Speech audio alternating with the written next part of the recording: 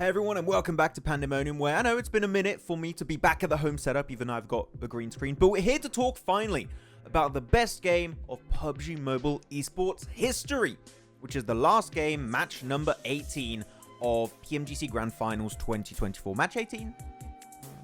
18, yeah, I was correct. Match number 18.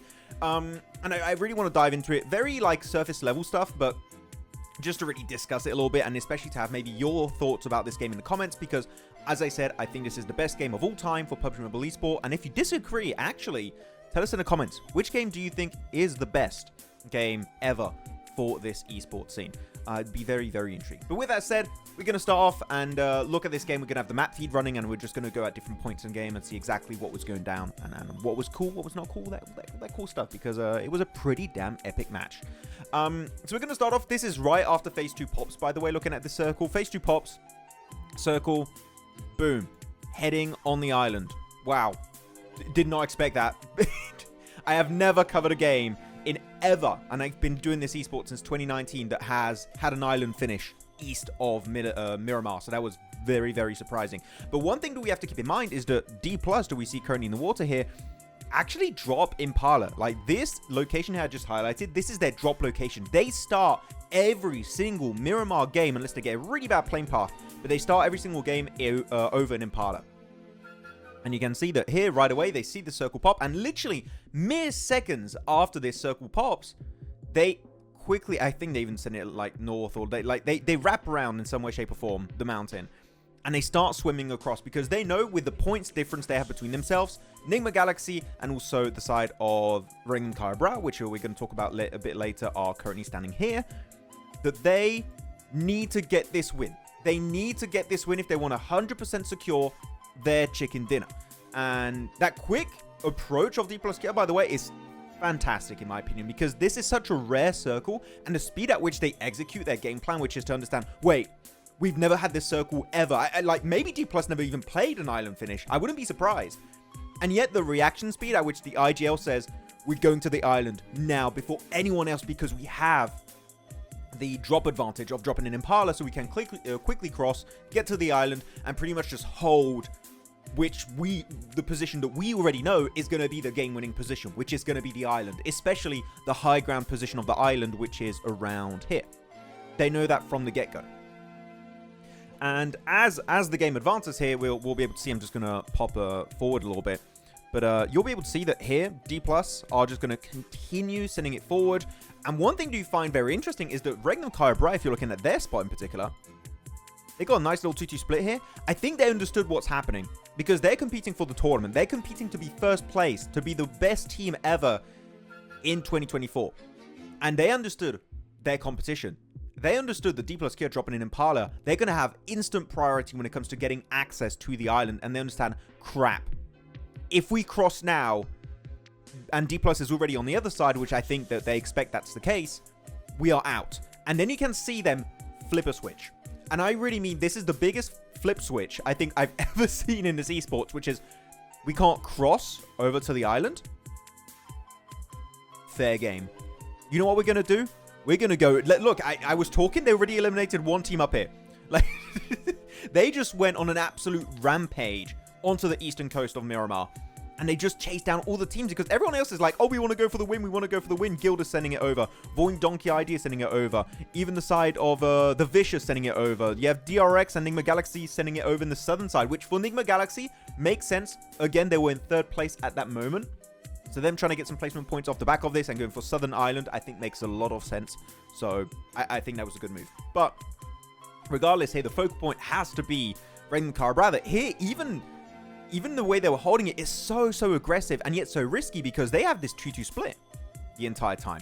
So realistically, they're in a position where if the team full crashes onto them, they're done. I don't think they're going to win multiple 4v2s in a row.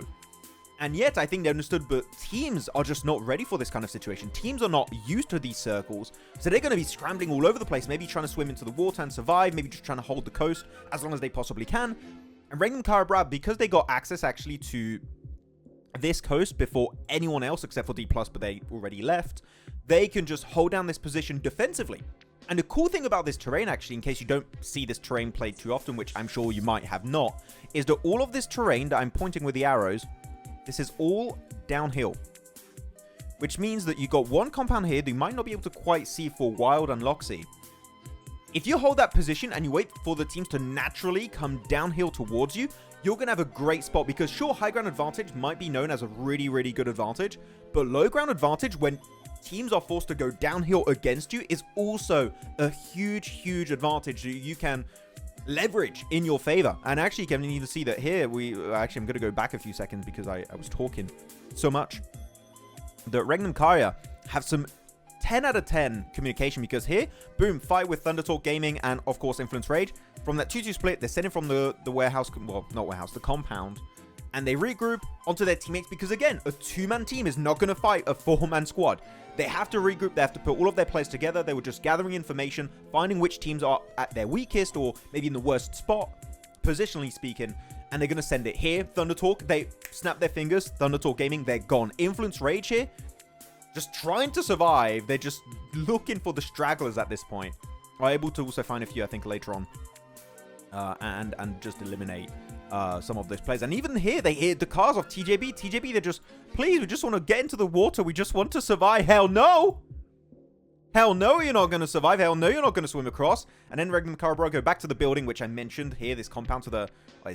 this map feed was a bit weird. But over here, this compound they were playing is great because Tong Jabao are being pushed downhill, which means that inherently they have a really, really good advantage. And actually, I do recommend, if you have not watched this game, go rewatch the replay, like the actual live stream, because this is just map feed.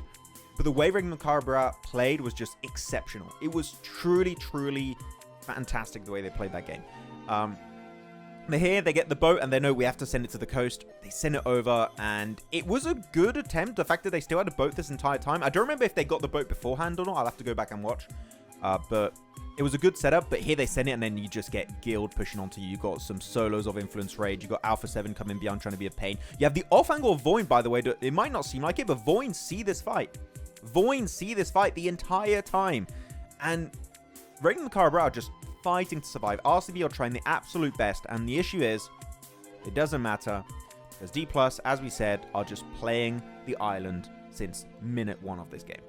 They've been there so early, and they don't have to fight for Circle anymore. They just get a few of these solos, like here, Hyunbin of DRX dead. They're going to try and find, I'm sure, Nigma Galaxy a bit later on in the game, making sure they get rid of them, even Voin and Vicious eventually. But here, Regnum Carabra are just surrounded. You got Mafioso, you got Influence Rage, you got Jakey of Guild.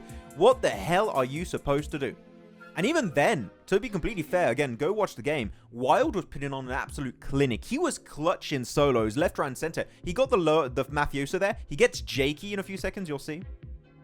Jakey goes out now?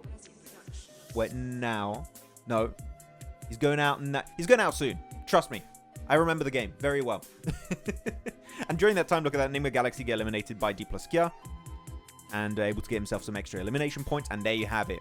Guild eliminated. Loxy able to get himself some great clutch potential with Wild. They were doing so good as a duo. But Influence Rage, as you see, go for the final push. And at that point, we were like, it's game over.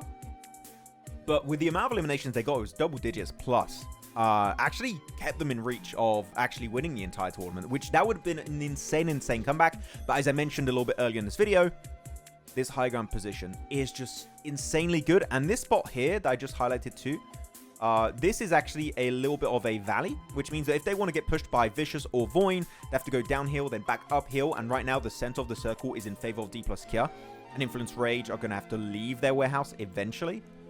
It was a done deal. At this point, it was a done deal for me, and yet it was still a 1-point difference. Technically, 2-point difference, because if it was a tiebreaker between Dplus Kia and Regnum Carabra, Dplus Kia would still have 1 because they had, what was it, more wins? Or I don't remember the tiebreaker difference, but they had something that actually made them win at that point. And there you go, it goes back to the start of the game. But again, in my opinion, I know I was yapping. This was an absolute yap fest, but this was still, in my opinion, the best game I've ever covered, period.